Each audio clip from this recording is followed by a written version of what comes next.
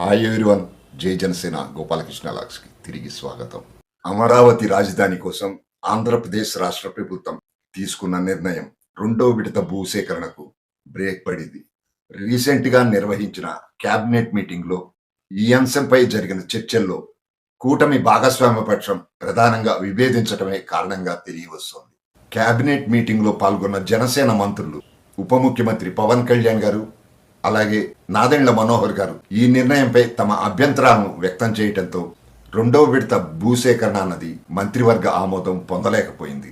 అసలు పవన్ కళ్యాణ్ గారు ఎందుకు విభేదించాల్సి వచ్చింది, అసలు ఏం జరిగింది దీనికి ముందు అన్నది ఒకసారి చూద్దాం.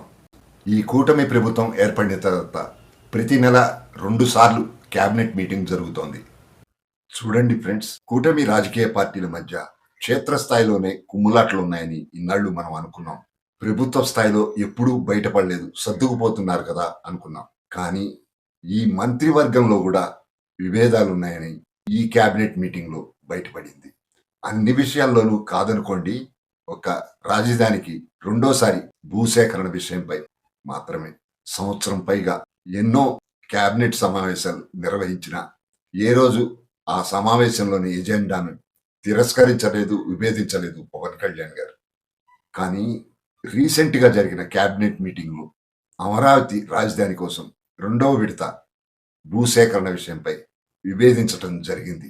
అమరావతి తుళ్లూరు మండలాల్లోని 8 గ్రామాల్లో 20,000 ఎకరాలను మళ్లీ రెండోసారి భూసేకరణ చేయాలని ప్రభుత్వం నిర్ణయం తీసుకుంది. ఇందుకోసం గ్రామ సభలను కూడా నిర్వహించింది. సిఆర్డిఏ ఆమోదం కూడా తీసుకుంది. ఇక ఇప్పుడు ఈ అంశం కేబినెట్ ఆమోదం కోసం వచ్చింది. ఇక్కడ కేబినెట్ మీటింగ్ లో జనసేన నుంచి ప్రాతినిధ్యం వహిస్తున్న పవన్ కళ్యాణ్ గారు, నాదెండ్ల మనోహర్ గారు అభ్యంతరాలు వ్యక్తం చేశారు. రాజధాని కోసం భూములు ఇచ్చిన రైతుల్లో తీవ్ర వ్యతిరేకత ఉందని, అక్కడ ఉన్న రైతుల్లో భిన్నాభిప్రాయాలు ఉన్నాయని కేబినెట్ దృష్టికి తెచ్చారు. చూడండి ఫ్రెండ్స్, పవన్ కళ్యాణ్ గారు ఇక్కడే రాజధాని రైతుల అభిప్రాయాలు తెలుసుకోకుండా భూసేకరణకు ఎలా పెడతారు అని ప్రశ్నించటంతో అక్కడున్న మంత్రులంతా అవాక్కైపోయారు, కంగుతిన్నారు. గ్రామ సభలు నిర్వహించామని అధికారులు చెప్పడంతో వెంటనే పవన్ కళ్యాణ్ గారు మరి భూసేకరణ కోసం 50% మంది రైతులు మాత్రమే ముందుకొచ్చారు కదా, మరి మిగతా 50% వాళ్ళ అభిప్రాయం అని ప్రశ్నించటంతో కేబినెట్ మీటింగ్ లో నిశ్శబ్దం రాజ్యమేలింది.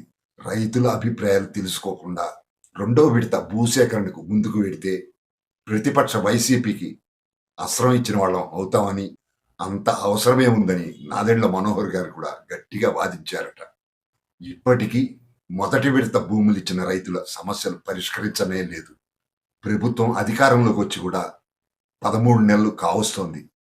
భూములిచ్చిన రైతులతో ఎందుకు మాట్లాడలేకపోయారని గట్టిగా నిలదీశారు పవన్ కళ్యాణ్ గారు.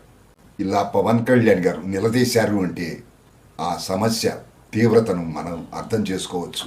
దీంతో ముఖ్యమంత్రి చంద్రబాబు నాయుడు గారు కలగజేసుకుని మీరు చెప్పిన అభిప్రాయాలతో ఏకీభవిస్తున్నానని పవన్ కళ్యాణ్ గారికి, నాదెండ్ల మనోహర్ గారికి చెప్పడం జరిగింది.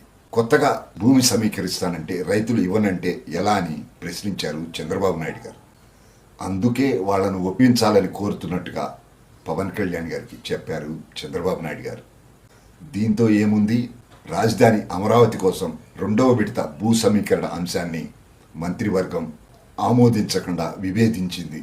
చూడండి ఫ్రెండ్స్, ఈ కేబినెట్ మీటింగ్కి ముందు ఏం జరిగిందో చెప్పమంటారా? ఇలా రాజధాని కోసం రెండో విడత భూ సమీకరణ చేయాలని ప్రభుత్వం ప్రకటన ఇచ్చిన తర్వాత ముఖ్యమంత్రి చంద్రబాబు నాయుడు గారిని భూములు ఇచ్చిన రైతులు కలవాలంటే అపాయింట్మెంట్ లభించలేదు. దీంతో ఆ రైతులు ఉప ముఖ్యమంత్రి పవన్ కళ్యాణ్ గారిని, నాదెండ్ల మనోహర్ గారిని కలిసి చర్చించారు. ఈ కూటమి ప్రభుత్వం ఏర్పడిన తర్వాత ముఖ్యమంత్రి చంద్రబాబు నాయుడు గారికి, మంత్రి నారాయణకు మమ్మల్ని కలవటానికి ఎందుకు తీరిక లభించలేదని ప్రశ్నించటం జరిగింది. ప్రభుత్వం నుంచి ఇలా రెండవ విడత భూమి సేకరణ ప్రకటన వచ్చిన తర్వాత మా భూముల్ని అడిగిన నాదుడే లేడని వాళ్ళు కళ్యాణ్ గారి దృష్టికి తెచ్చారు. దీంతో పవన్ కళ్యాణ్ గారు కూడా కొంచెం ఇబ్బంది పడ్డారు. ఈ రైతుల పరిస్థితి ఎలా ఉందంటే, ఆ భూమి మళ్ళీ వేరే వాళ్ళకి అమ్ముకోవటానికి లేదు, పోనీ దాని మీద ఏదైనా బ్యాంకు రుణం తెచ్చుకుందామంటే రుణం ఇచ్చే నాదుడు లేడు అని కొందరు మహిళలు పవన్ కళ్యాణ్ గారి ముందు చెప్పుకుంటూ కన్నీటి పర్యంతమయ్యారు. దీంతో పవన్ కళ్యాణ్ గారు చెలించిపోయారు. రాజధాని కోసం తమ భూములు ఇచ్చి 10 సంవత్సరాలు గడిచిపోతున్నా ఇప్పటికీ తమ ప్లాటు ఎక్కడ కేటాయించారో చూపించలేకపోతున్నారని వాపోయారు పవన్ కళ్యాణ్ గారి ముందు ఆ రైతులు. ఇదే క్రమంలో మళ్ళీ 2వ విడత భూ సమీకరణ చేసే గ్రామాలు ఆ రైతులు కూడా వచ్చి పవన్ కళ్యాణ్ గారిని కలవటం జరిగింది. వీళ్ళు ఏమంటున్నారంటే, మొదటిసారి సేకరించిన భూముల్ని అభివృద్ధి చేయలేదు, ఇప్పుడు మమ్మల్ని మళ్ళీ ఎలా అడుగుతున్నారు అని ప్రశ్నించారు పవన్ కళ్యాణ్ గారిని. అలాగే గత వైసీపీ ప్రభుత్వం జగన్మోహన్ రెడ్డి హయాంలో 3 రాజధానులకు వ్యతిరేకంగా మేము పోరాటం చేస్తుంటే పోలీసుల లాఠీ దెబ్బలు తిన్న విషయాన్ని పవన్ కళ్యాణ్ గారి దృష్టికి తీసుకొచ్చారు. వాళ్ళను బూటు కాళ్లతో తన్ని ఈడ్చవతల పడేసిన విషయాన్ని కూడా గుర్తు చేశారు. సంవత్సరాల పైగా ఉద్యమాలు చేసి కేసులు పెట్టించుకుని కోర్టుల చుట్టూ తిరుగుతూ చితికిపోయి ఉన్నామని పవన్ కళ్యాణ్ గారికి వివరించారు.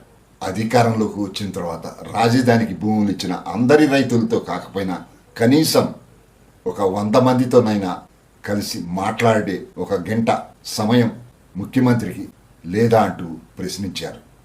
దీంతో పవన్ కళ్యాణ్ గారు వారిని ఓదార్చారు. రాజధాని ప్రాంతానికి పరిశ్రమలు వస్తున్నాయి, కాంట్రాక్టులు ఇస్తున్నామని చెప్పటం కాదు, తరతరాలుగా అనుబంధం పెంచుకున్న భూములు ఇచ్చిన మమ్మల్ని మా సమస్యల్ని పరిష్కరించాలని వాపోయారు. ఈ సంవత్సరం కనీసం మాకు కౌలు కూడా ఈ ప్రభుత్వం ఇవ్వలేదని పవన్ కళ్యాణ్ దృష్టికి తీసుకొచ్చారు ఈ రైతులు. ఇదంతా విన్న పవన్ కళ్యాణ్ గారు, మరి రాజధాని నిర్మాణం కోసం ప్రభుత్వం 52,000 కోట్లు తీసుకొచ్చి ఆ మొత్తం అమౌంట్ని రాజధానికి మొదటి విడత భూములు ఇచ్చిన 29 గ్రామాల్లోనే ఖర్చు చేసింది కదా అని ప్రస్తావించారు పవన్ కళ్యాణ్ గారు. ఆ విషయంలో తామంతా సంతోషంగానే ఉన్నామని, కానీ మా సమస్యలేంటో పరిష్కరించకుండా అధికారులను పంపించి చేతులు దులుపుకుంటే ఎలా అని తిరిగి నిలదీశారట ఆ రైతులు. ఇది ఫ్రెండ్స్, నాకు అందిన సమాచారం ప్రకారం ఈ క్యాబినెట్ భేటీకి ముందు పవన్ కళ్యాణ్ గారితో అమరావతి రైతులు కలిసినప్పుడు జరిగిన చర్చలో సారాంశం.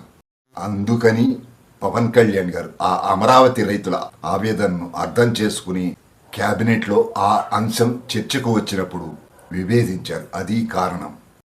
మీకు ఇక్కడ ఒక విషయం చెప్పటం మర్చిపోయాను.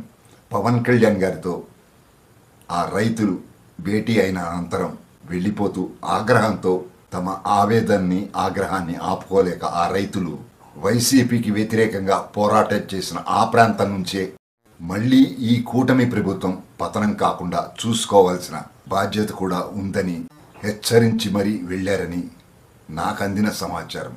మరి చూద్దాం, ఇప్పటికైనా ముఖ్యమంత్రి చంద్రబాబు నాయుడు గారు అమరావతి రైతులతో సమావేశం అవుతారా లేదా అన్నది చూద్దాం.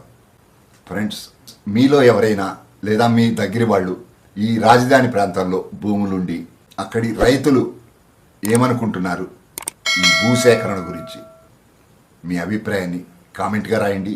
మళ్ళీ వచ్చే వీడియోలో కలుద్దాం. చూశారు కదా ఫ్రెండ్స్, మీకు గనక ఈ వీడియో నచ్చినట్లయితే ఒక లైక్ చేయండి. అలాగే మీ అభిప్రాయాన్ని కూడా కామెంట్ చేయండి. సబ్స్క్రైబ్ చేసుకునేవారు, కొత్తగా చూస్తున్నవారు సబ్స్క్రైబ్ చేసుకోగలరు. Thank you subscribers. గోపాలకృష్ణ అంటే జై జనసేన, జై పవన్ కళ్యాణ్, జై హింద్.